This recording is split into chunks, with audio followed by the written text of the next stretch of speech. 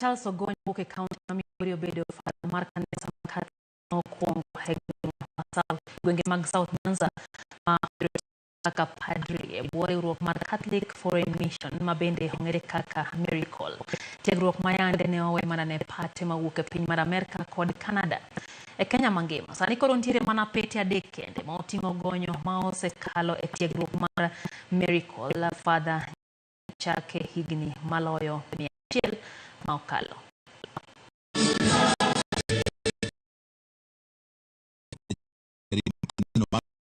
Father James Anthony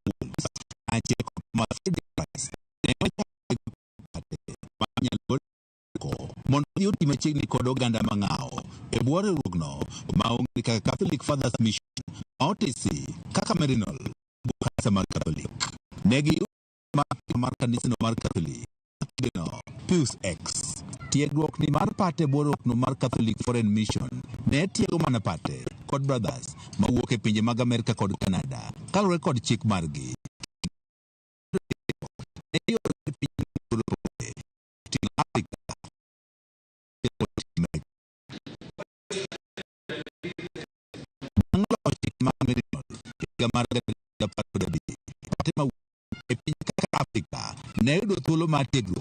Catholic Foreign Mission kata Maryknoll. Because of the constitution that was written when the community was founded, because it was specifically founded to send the mission to the United States. Father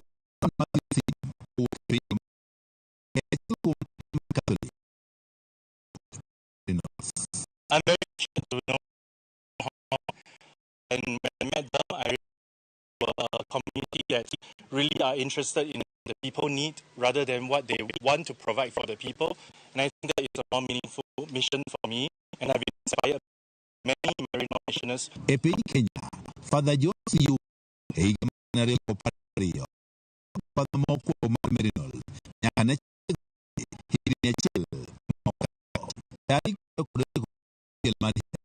Father Charles Ogonyo,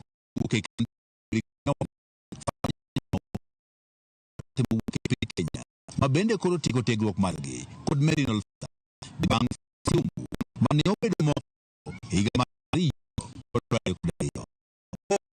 To the places where there is need, but not wanted. We stay there until we are wanted. That means it is a mission of vulnerability. Father Charles Ogonyo, mabende osebiro tiegruok e piny mar Bolivia,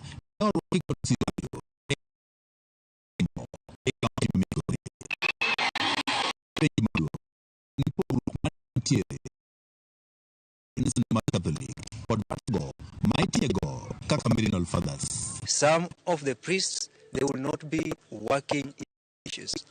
They will be working in the communities in the streets. Bob, who is working in Bangladesh, it is journeying with the community from that very basic level. We go to the culture, we learn their way and get it with the liturgy. Ogonyo wacho ni tiyo i oganda konyo kendo kod midhiero moyudo oganda mang'ao. Means I worked with the street families, elders, environmental conservation, our school, and also parish work. Among those 5 major ministerial works, I find working with the elderly was such a transformative moment for me. Because I journeyed with them during high school.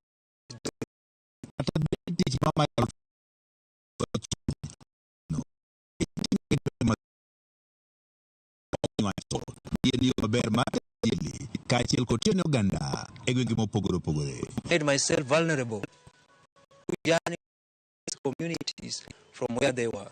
First, I was working with the street families.